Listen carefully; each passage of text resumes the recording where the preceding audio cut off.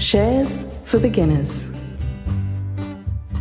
I think it's really the way that personal finance is portrayed. People with quote unquote their act together with their finances are always portrayed as being perfect, that they never go out and buy something they shouldn't. They never have credit card debt that rolls over a couple months.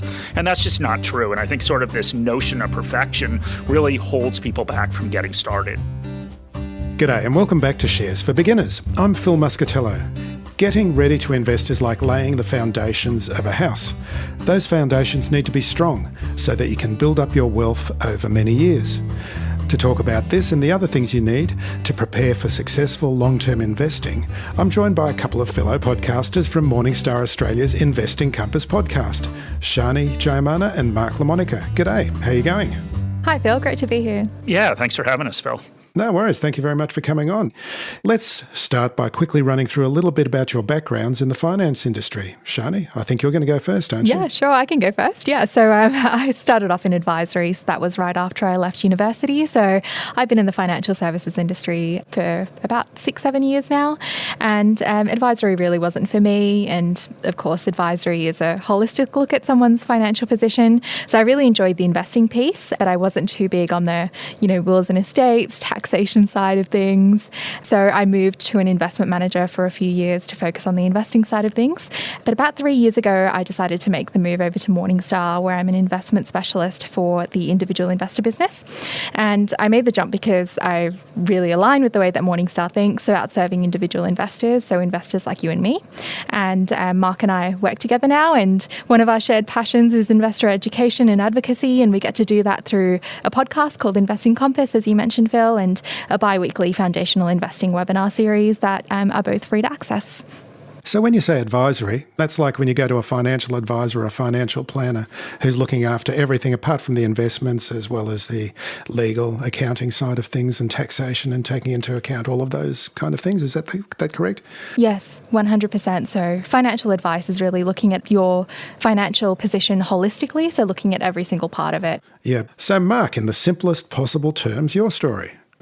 Yeah, absolutely. Well, first of all, I don't know about you, Shani, but never thought I would be described as a fellow podcaster. So that's something new. But yeah, a little bit of a different path than Shani. So I was a management consultant and worked with large global asset managers, hedge funds, and I did that for around a decade before joining Morningstar. And I've been with Morningstar for about 4.5 years now, and I head up our individual investor business in Australia. But, even when I was a consultant, I was just always very passionate about investor education. And, Shani will probably laugh at this, but I always do start out any internal presentation by talking about how I have the best job at Morningstar because of all the research we do, all the data that we generate and have. It's our team that's able to put that in front of individual investors and help them reach their goals. And then, I'll give you a little bit of a plug, Shani. Hopefully this won't go too much to your head. But yeah, it's also great to work with someone like Shani, who, as she said, and as I can attest to, is really, really passionate about helping people reach their financial goals and learn more about investing. And, I think especially Shani really acts as a role model for women who have been underserved by the industry. And yeah, you inspire me, Shani. So I'm excited to do this podcast with you, a new one with you. That's very nice, mate. I know, I'm nice. You always say that I'm not nice, but I am in fact nice. He looks very nice, I can tell you now. He looks gorgeous. So Shani, you've got some interesting statistics on new investors in the share market and also about where they source their information from. So let's hear about this information that you've got. Yeah, exactly, Phil. So this is taken from the ASX Australian Investor Study, and it was conducted in 2020. And what it shows is that there's a rise of new investors in the market. So almost a quarter of investors started within the last 2 years. And we see this trend continuing. So we see 27% of intending investors. So those that are looking to begin investing within the next 12 months, they're under 25. And yeah, as you mentioned, the statistics around information sources are also pretty interesting. So we see that people are actually turning to get information when they're making an investing decision. 64% of them are turning to friends and family and newspapers. This is not a great place to start investing, is it? You can get the information from, really. No. Everyone's got an agenda, haven't they? Yeah, exactly it. And I think what's important to note here is that both of these sources would be relying on other people's experiences, and it wouldn't be a holistic look at your personal situation and what might be the right vehicles to get you to your financial goals. And it's important that when you're setting yourself up for investing, this is at the forefront of your mind. So we've done a whole episode on how to construct a portfolio that's individual to you with Investing Compass. But I think one of the most important things to remember is that people don't invest to beat benchmarks. They invest to reach financial goals, and that could be a house or a holiday or a comfortable retirement like I'm saving up for. So these goals, they differ person to person, and your circumstances differ from person to person as well. So you have different wages, your expenses are different, your financial responsibilities are different to the person standing next to you. So I think it's pretty folly to think that an investment someone chats to you about would be right for you off the bat. There's also biases in the people that you might be talking to. I mean, you might be talking to Uncle Joe who invested in some mining company in the 80s and got burnt so badly, like all he wants to talk about is property now. And you've got to deal with these kind of things, don't you? Exactly. It's personal experience. And I think it's also confirmation biases. You just kind of want to be right about what you're investing in, and you'll gravitate towards the information that does confirm that. And Mark, I can see you're ready to leap in here. Oh, yeah. No, I mean, I just echoing what Shani said. So, we always talk at Morningstar that we're about the investor and not the investment. And that just, it's the same thing Shani was talking about, right? That it's really about what you're trying to accomplish. And I think so many people dive into the other end of that, right? They dive into what's the ETF I should buy, what's the share I should buy. And as Shani mentioned, a lot of that comes from, quote unquote advice that they're getting from people that they know. But we really just want to take a step back and make sure that people are comfortable with the framework and why they're investing, because that's actually going to help them over the long term. So when we were preparing for this podcast and I was listening to a few of your episodes, I came across this one where we were talking about the foundations, what you need to do to set yourself up for investing before you can even start investing. So I'll put a link to this program in the show notes. So what do you think about debt, and why should it be paid down before you start investing? Yeah, I mean, in almost every circumstance, your priority should be to pay down debt and reduce the amount of debt that you have, particularly if you're in sort of a non-investment, so something like a mortgage or government loan-related debt, which is generally around education. And so most of that consists of credit cards and personal loans, and that's what is really known as sort of bad debt. And the important thing to remember is that you are paying generally an extremely high interest rate, and what that means is that debt that you actually owe is going to snowball and compound. So we always talk about compound in investing, but you can also compound with debt, which basically means it's just going to grow and grow and grow. And so, it's not unusual to go out there and see 18 to 25% interest payments on some of these personal loans and credit cards. And what that really means in the real world is that you need to make a return that is higher than that to justify putting money into investments rather than reduce debt. And even though we've had really strong market returns recently, I think we just have to be cognizant of the fact that over the long term, you've come nowhere close to those percentages. And that's really the theory behind wanting to pay down debt. It's incredible, the interest rates that are on credit cards. And, they seem to be just there waiting for young people, like a fish on a hook, ready to catch something coming along. Yeah, exactly. And, I think if we go back long-term market returns, so if we go back 140 years, obviously a long time, and look at U.S. stocks, they've returned about 9.2% a year.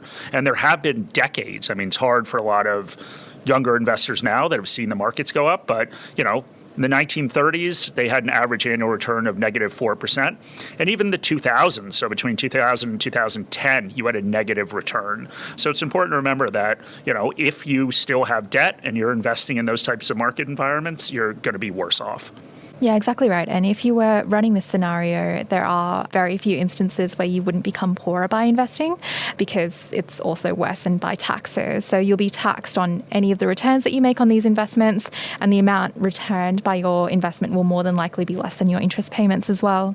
So is it best to pay off the credit cards, but how about the HEX? Should you be looking at paying off your HEX debt? Yeah, so maybe I should take this question, Mark, because I've got HEX debt and you don't. So it is a question that we get from a lot of younger investors, whether it's the type of debt they should pay down before they invest. And in almost all cases, the answer is no. And, there are some circumstances where it might impact your borrowing capacity if you're taking out a mortgage, but speaking generally, no. HEX and HELP debts, they're some of the best loans that you can get.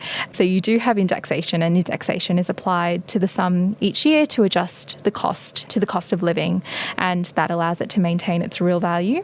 But in other words, you'll be hard pressed to find a cheaper loan ever again. So yeah, as I said, I've got a HEX debt and I've chosen not to pay it off because it's the opposite situation of a credit card or a personal loan. So the indexation amount that's charged on the loan, it's a really low hurdle in terms of investment earnings. So I did my taxes last week, and for the last financial year, I saw the indexation rate, it was 0.6%. So it's a really low hurdle rate, and I'd be better off putting my spare cash in a term deposit, equities, anything that earns me more than 0.6%. What about mortgages? If you can get a mortgage, it's getting very harder and harder to get a mortgage, but if you've got a mortgage, is it worthwhile paying that down before starting to invest? Yeah, when I moved to Australia, it's been a while, but 6.5 years ago, I learned very quickly to be very careful about talking about housing. People are very passionate about it. But, this is once again, I think, a situation where you want to take a step back and think about what you're trying to accomplish by investing.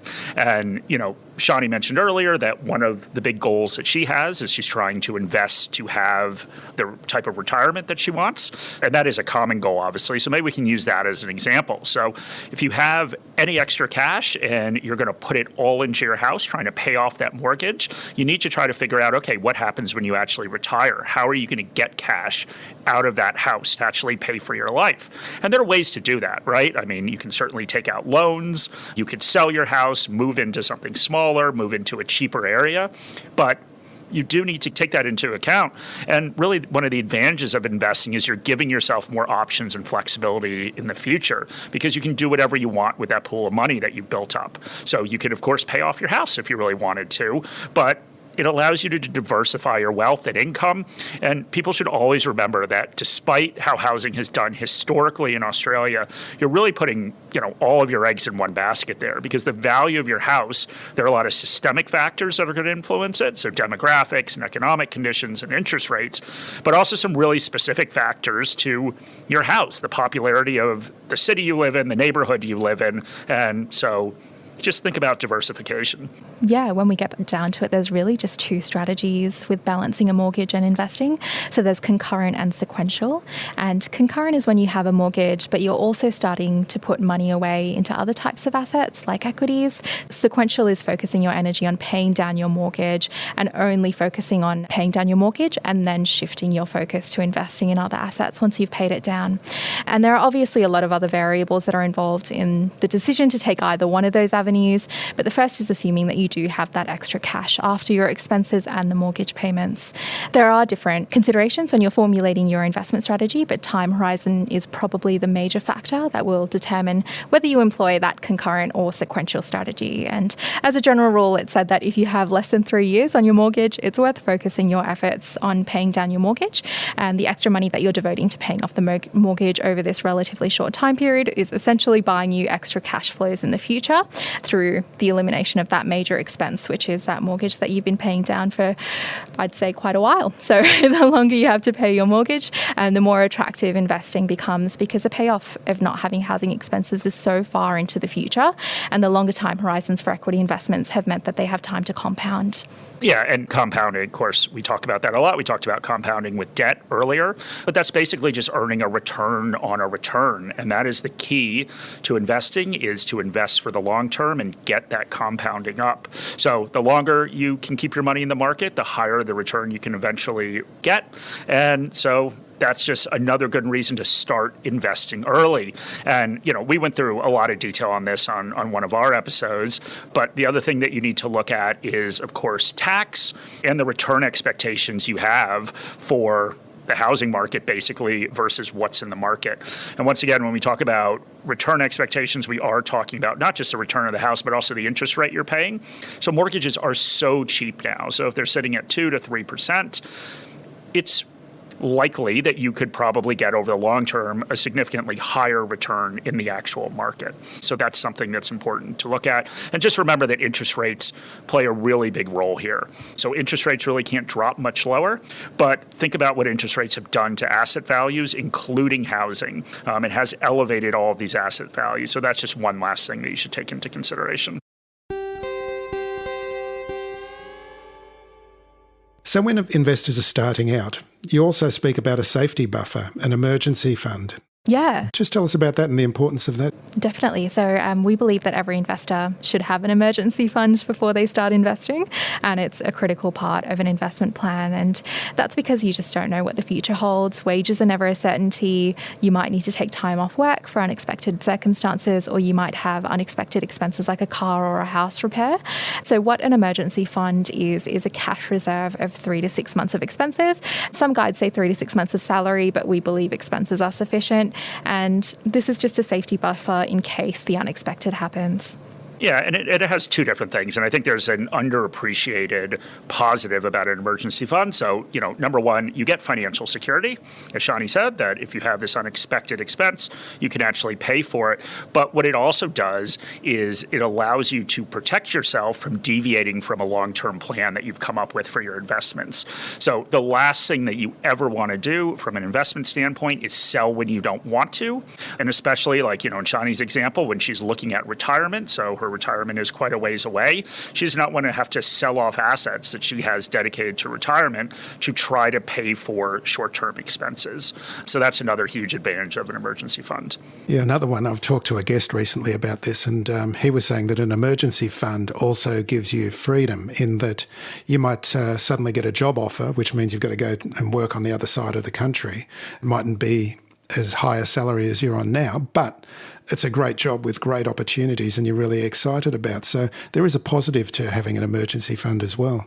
Yeah, I mean, all investing, including an emergency fund, is about flexibility, right? You're giving yourself flexibility in the future, money that you've put away, that you have, gone through the effort of saving, gone through the effort of investing. That's going to give you more flexibility in the future. And that's what we all want, right? We don't want our choices narrowed as we get older based on the decisions we make when we're younger. Exactly. And there's also that aspect of protection as well. And from a financial advice standpoint, a lot of financial advisors build in this emergency fund because it covers that period where you don't have any insurance. So you might have a 90-day waiting period if you have income protection insurance or life insurance or something else. So it's also that protection aspect as well. Now, let's talk about budgeting. I've got a friend who is a financial advisor, and he says it's the hardest discussion he has to have with clients. And it's really difficult for some people to put together a budget and to stick to it. What advice have you got there? Yeah, exactly. And there are all sorts of different budgets for this purpose because one doesn't fit everybody. So what works for you will really depend on you and your spending habits and your personality. But if you're not sure where to start or you haven't started budgeting, you shouldn't start investing because you just don't know what sort of cash flows you're going to be able to contribute towards your investing goals. So the best place to start would be a personal cash flow statement. And this is used to understand where your money is going now and what you're spending it on. So if you're interested in your own personal cash flow statement, you can just Google it, and there's a few templates that should come up, including the one that we have at Morningstar, which is free to access. Yeah, and I think one important thing about budgeting, I am probably not the world's biggest fan of some of the detailed budgets that people go through and highlighting different expenses and things like that. But what you need to do, in my opinion, is just put it within context, right? So it is part of meeting your financial goal. Because when you sit there and you look at how do you actually achieve a goal that's out in the future, and you have to get specific about defining that, well, there's lots of different things you do. So obviously you're getting returns on your investments, but particularly if you're younger, you need to get money into the market. So I think if you frame it in that way, then budgeting, at least to me, is more palatable because all of a sudden it isn't just a sacrifice for the sake of making a sacrifice. It is you're actually marching towards that goal. And a big input in that goal is how much you can save and invest and when you get that money in the market, because the more time, the better. So really the idea is to spend less than you earn and to invest that little bit that's left over. That's really what it comes down to, isn't it? Yeah, I mean, absolutely. And I think that, going through this goal setting process that we have shows you the different levers that you can control.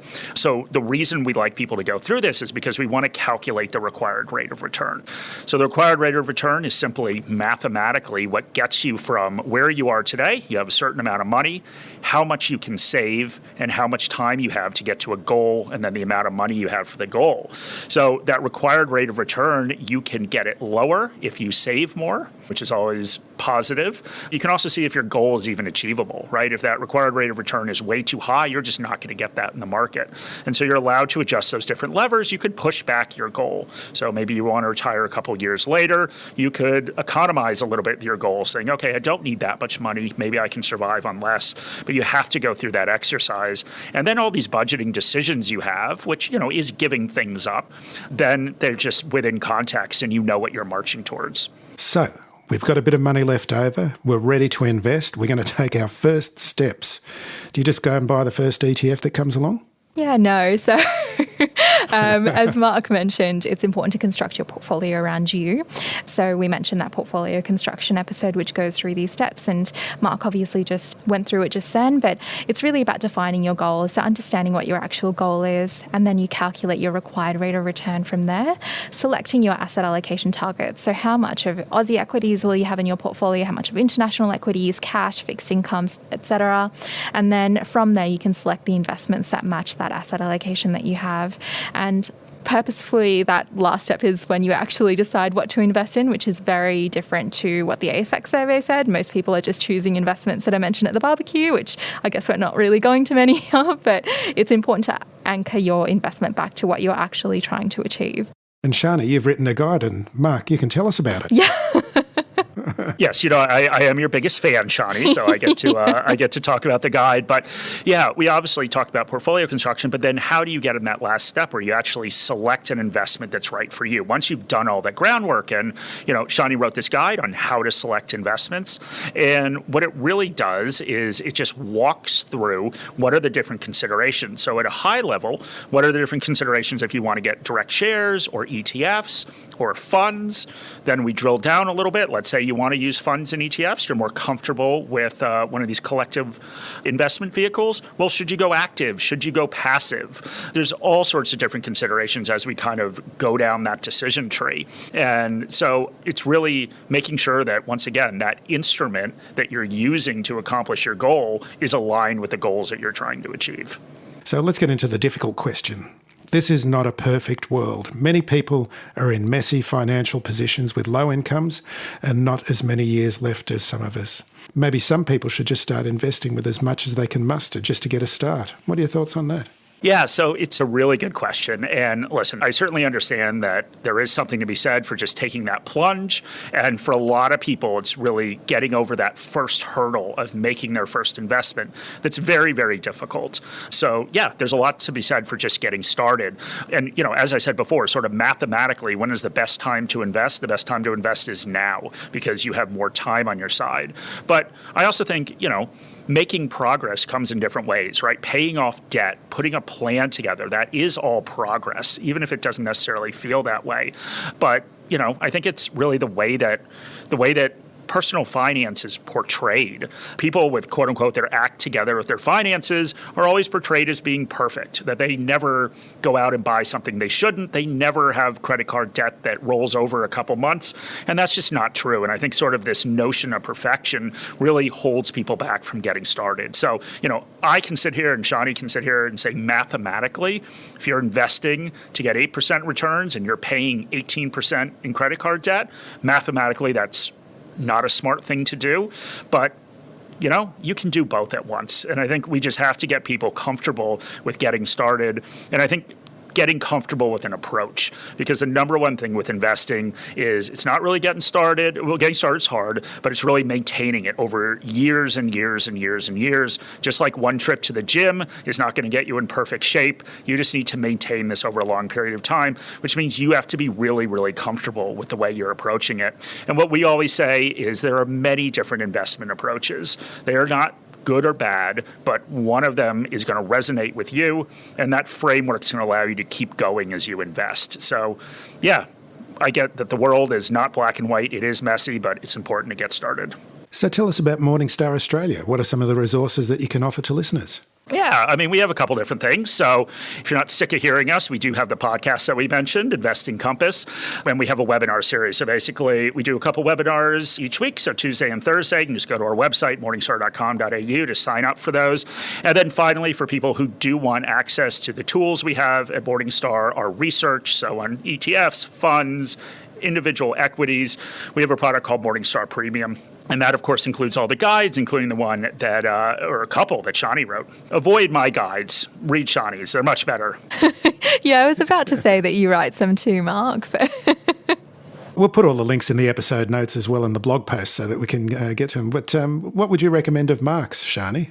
yeah, I mean, I think he has done one on getting started on investing, and he's done one on how to get the most out of financial advice. And I think the most interesting part of that guide, and why it's probably my favorite, is that he also talks about how self-directed investors can make the most of financial advice, or the concepts of financial advice, to get themselves in a good position. And it's also, I find it's really important to understand all the terms and the jargon and the way people are talking about these things, even if you've just got super, just so you can even understand what's going on in your super account. Yeah, no, absolutely. And, I think sometimes when you have spent, especially in my case, sort of longer in the industry, you can get caught up in all of this stuff and forget where everyone started. And I think, one of the really refreshing perspectives that Shani always brings is, naturally, a lot of her friends go to her for guidance on what they should do. And just her coming in and recounting those stories, in my mind, can keep me and the team grounded and, okay, who are the people that we really need to connect with, and get them a little more sophisticated so they can make their own decisions about how their finances are going to go. So are you the go-to person, Shani, when your friends It sounds like it, doesn't it? You tell me this every day. Every day you tell me that somebody else comes to you. I think a lot of my friends, they're in a position where they have saved quite a lot of money, and they're really good at saving, and they've got money in the bank, and obviously interest rates are so low and they're not earning anything on it, and they're getting to the point where they've got FOMO, fear of missing out. They just want to get into the market, and they just have no idea where to start or what sort of resources they can access and who to trust, really. So I think it's just that foundational knowledge that you need to be confident with investing and take that first step. It's just not really there. And I think that's what we're trying to do with our podcast, and obviously your podcast as well, Phil, because it's Shares for Beginners, and the guides that we produce as well. Just try and increase that foundational knowledge so people can actually be confident in the actions that they're taking towards investing. Fantastic. So I can highly recommend the podcast. It's the Investing Compass podcast, and you can hear lots more of Shani and Mark. Thanks very much for joining me today. Thanks, Phil. Thank you very much. If you found this podcast helpful, please tell a friend, especially if it's someone who needs to start thinking about investing for their future. You'll be helping them and helping me to keep this show on the road. Shares for Beginners is for information and educational purposes only. It isn't financial advice, and you shouldn't buy or sell any investments based on what you've heard here. Any opinion or commentary is the view of the speaker only, not Shares for Beginners. This podcast doesn't replace professional advice regarding your personal financial needs, circumstances, or current situation. And thank you for listening to my podcast.